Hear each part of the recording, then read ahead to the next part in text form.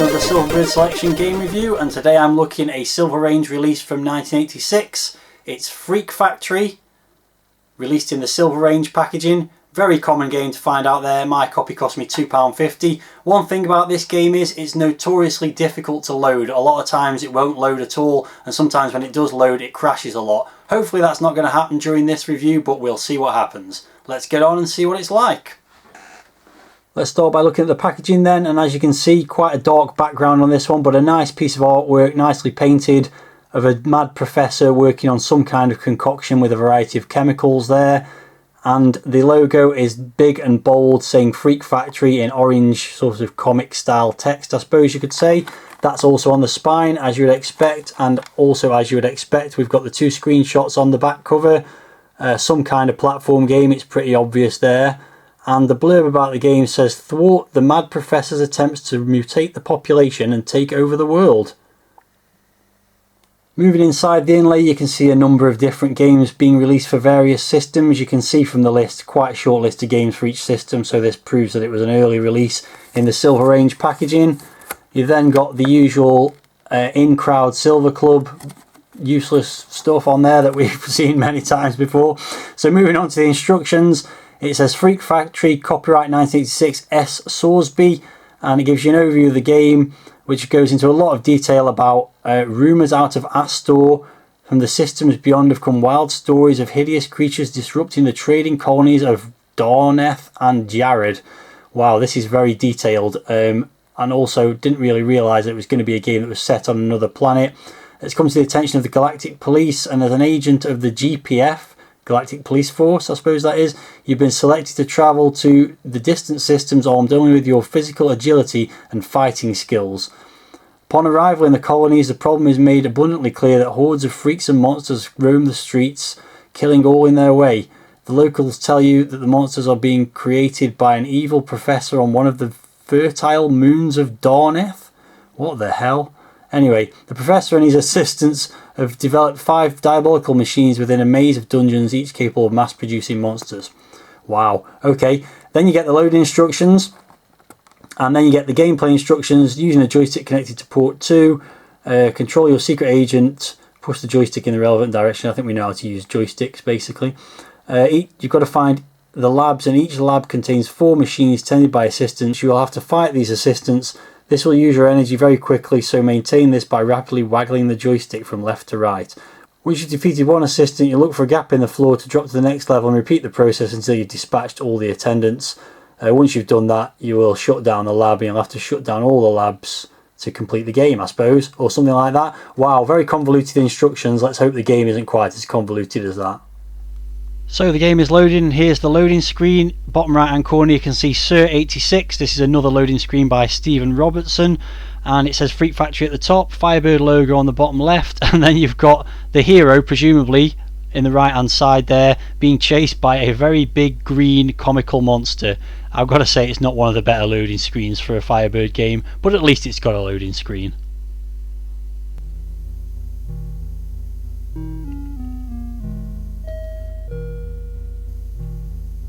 So the game has loaded on the second attempt. I had to start loading it again from scratch, and you can see you're presented with this title screen, sort of a title screen, but you can also move your character around on it. You saw at the beginning there one of the monsters sort of zapped him back to the right hand side of the screen. You can see it says Freak Factory and a brick wall, and there's a lift on the left hand side. You've also got the evil scientist with 2 of his cronies at the bottom of the screen there, with a very slow scrolling message, which basically gives you an overview of how to play the game. As he's saying there, hidden within my lair are 5 laboratories, each manufacturing monsters, and it goes on for a while. There's also a pretty dire tune in the background.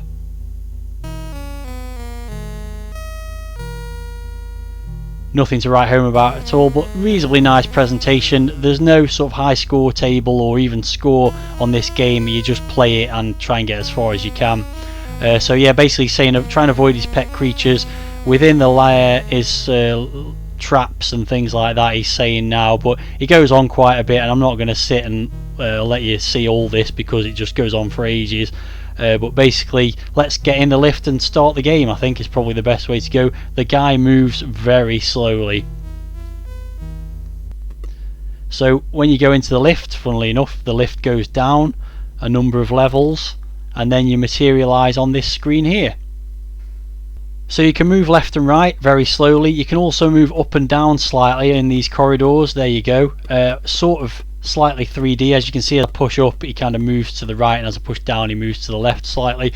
So the aim of the game is to find a lab, which you can quite clearly see on the level below, but I'm sure you can guess it's not going to be that easy to find it. You don't have lives. You have an energy bar, which is at the top of the screen, and that energy is drained by things that you'll encounter as we move along these flick screens.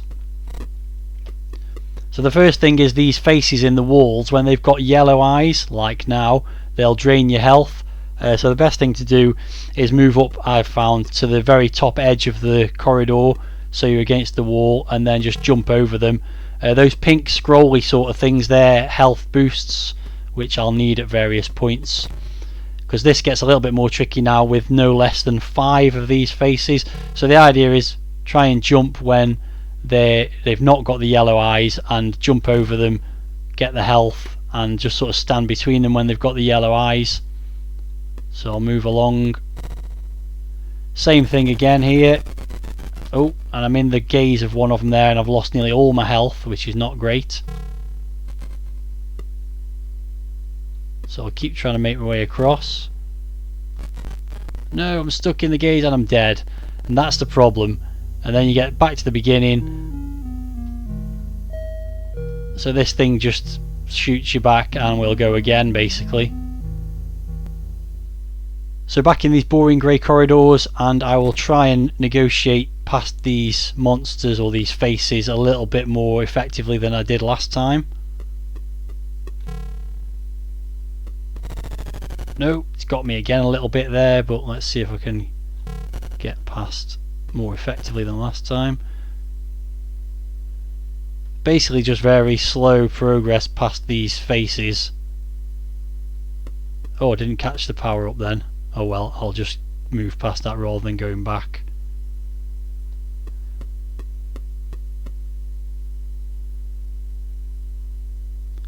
It's quite dull, and the movement is really slow, which just makes it more annoying as well. The movement of your guy, super slow. There's some barriers to avoid there quite easily. To get the health power up there, move into the lift, which you'd hope would move me to the level below, but this game is not like that, and it doesn't. It moves you somewhere else in this labyrinth of corridors, all of which are drawn very boringly, by the way. Very boring grey backgrounds, grey bricks. So just catch that power up. My energy's almost back up to the full level again now, I think. So we're just got to jump over these things, which do also drain your health if you touch them. Luckily they're fairly easy to negotiate past. Graphics are pretty bad, very blocky, very chunky, not very interesting in terms of the colours and the designs of the backgrounds either. So we've got a couple more of these things here, which again I'll just carefully try and negotiate past. Managed to do that, so I've got back up to full health. So moving my way across the levels. Oh, lost a load of health there by hitting some of those bars. Another lift here, which does go to the level below.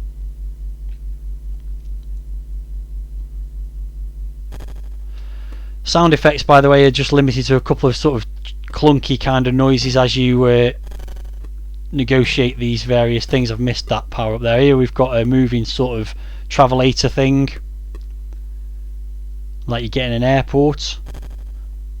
And there's another lift here. Now this is where I've got two options, so I could go in that lift and that will get me to one of the labs, or I could go to the right and that would get me to a different one. So I'm just going to go in the lift here. This takes you back up now to the level above, or in fact the level above that, it looks like.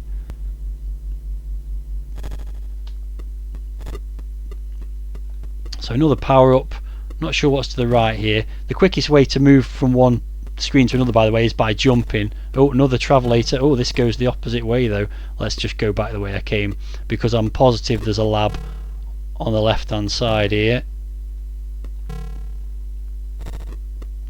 eventually. Yeah, so as I said, sound effects are reduced to just or limited to just footsteps and crunching noises when you clash with something that's draining your health. So here we go, here's the entrance to the first lab, and as I mentioned in the intro to this review, this game can crash at various points. It's quite hard to load, and it can also crash when you go into a lab. So let's see what happens. Hopefully it won't, but it definitely could do. Yep, that's exactly what's happened. It's crashed when I tried to go into the lab. I'm stuck now, can't move anywhere, and yeah, that's annoying. So I'm gonna have to load the game up again now and try and get into the lab again. It's really quite annoying. So I've loaded the game up again, and I've got to this point again where the lift is. This time I'm going to go to the right. I don't think it really makes any difference. The game will either crash or it won't, but as you can see, there's a lab here as well. I'll just collect this health power up and just see what's to the right hand side of the screen as well, just in case there's another one to get, and there is. Slowly plod around. It's quite a dull game, it has to be said. So I'm going to head into this lab. Hopefully this will work this time. As I said, I don't think it really makes any difference which lab you try as to whether the game crashes or not. Either it just crashes or it doesn't. Let's see what happens. Oh, I'm in. Okay, so now you can see the second part of the game, which is to negotiate, fight these guys. So basically when you fight these lab attendants, you have to wiggle the joystick and eventually you'll defeat them. You can see the energy going down, so you just keep wiggling until you defeat them. There you go. And I've got to make my way across the lab and try and get to the bottom to disable all the machines. So when you get over here, you can push down and press fire to negotiate past this little thing, or not in this case. You also have to avoid the red monsters. They drain your health as well.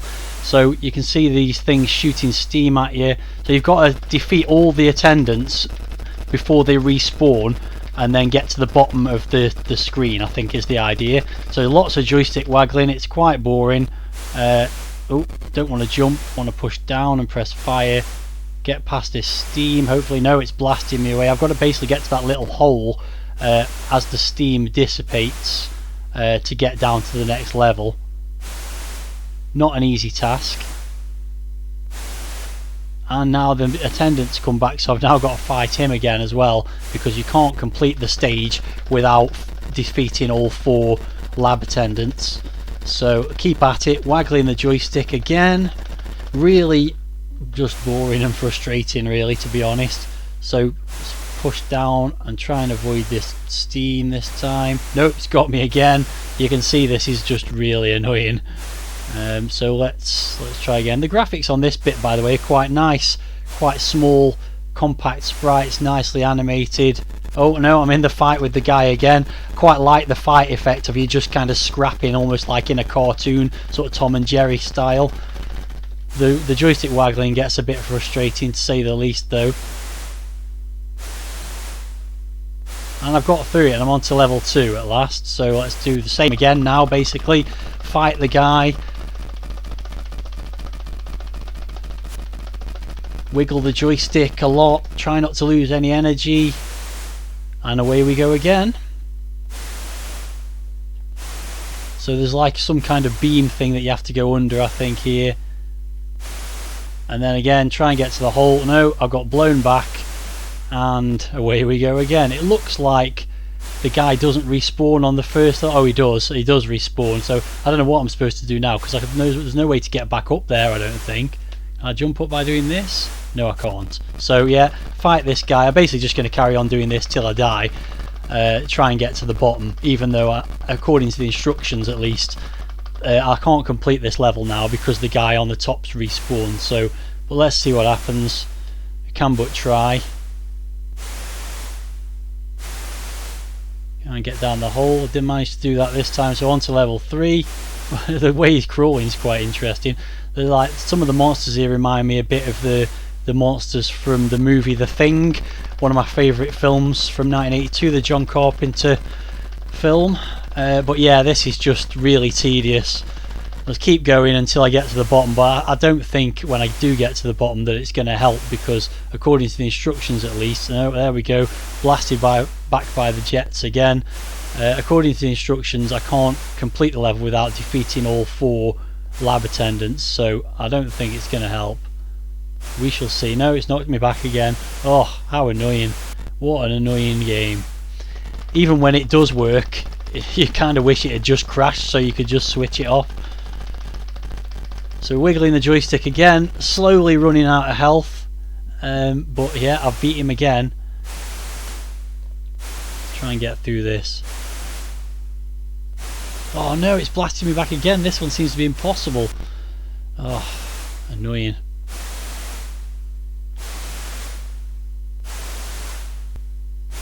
Oh no, I thought I'd done it that time. No, he's back again. Very repetitive, very boring game. So, but I'll keep going. I'll keep persevering for the sake of my viewers. I hope you appreciate this. Oh god. I've really run out of health now.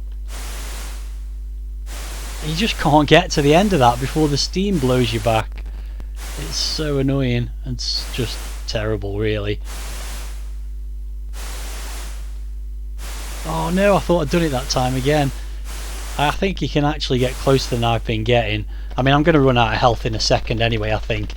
It is strange that when you wiggle the joystick your health actually goes up, so it'll be interesting to try that when I'm not fighting the guy. No, it doesn't work. I'm going to run out of health this time anyway.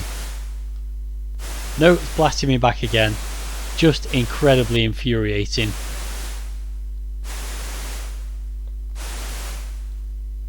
Oh, you can actually get a lot closer than I've been getting, so that... Oh no, it's blasting me back now because the other guys come back. Oh dear. I've probably still have one more attempt here before losing. It's just interesting that you can actually gain health by fighting. It's an interesting decision that they've made, but this guy's going to get me. There we go, it's game over and I'm not going to play it anymore. I think the idea is once you complete that level you'll get back into the labyrinth and have to then do the same thing for 4 or 5 more labs, however many it was, and eventually you'd complete the game and then you have to make your way out again, but I've got no interest in playing that anymore. Let's get on to the review scores. So firstly, the packaging I would say is probably the high point. Nice artwork on the front, very elaborate description of the game inside and quite detailed instructions. I think that's worth an 8 out of 10. Presentation in game, this title screen is kind of interesting I suppose, in as much as it's also the gateway to the game by when you move this guy in, although actually I'm trying to move the joystick now and it looks like the game's crashed on the title screen. It's just awful really, but yeah, overall I think the presentation is not too bad. It had a loading screen, it was quite comical, but at least it did have one, so I'm going to give it a 6 out of 10 for presentation, and that's really the high point in terms of the in-game aspects, because graphics are poor, they're chunky, they're boring grey backgrounds, not very nicely designed sprites, although the sprites and the animation within the sort of mini game when you're in the lab is not too bad. I'm going to give the graphics a 5 out of 10. Sound is poor as well. You've got this really dismal music on the title screen, and otherwise it's just a few spot effects within the game. Footsteps, little noises when you lose energy, the noises of the steam blowing out in the lab, and that's about it. So I'm going to give the sound a 4. And playability, well, if the game does load and you actually get to play it, which is very much a gamble, then it's poor, isn't it? It's very slow moving through some platformy style corridors, and then this gameplay of trying to move through the lab, fighting the enemies and trying to get and destroy the machines, but it's just really repetitive, frustrating, quite boring. So I'm going to give it a playability score of 3, and that does take into account the fact that half the time the game doesn't even load, or the game crashes within the game as well. So yeah, very poor game really. Total score is 5 out of 10, which is probably better than it deserves really. Definitely not worth the $1.99 asking price, and I mean the fact that the game doesn't even load half the time means it's really annoying and frustrating. So yeah, that's my thoughts on Freak Factory. Very dismal game, not worth the money as I say. If you've got any thoughts about the game then let me know in the video comments as always please. I'll be back with another one after Christmas. Hope you've enjoyed this one. I haven't, but hopefully you have. Thanks very much for watching, and I'll see you next time.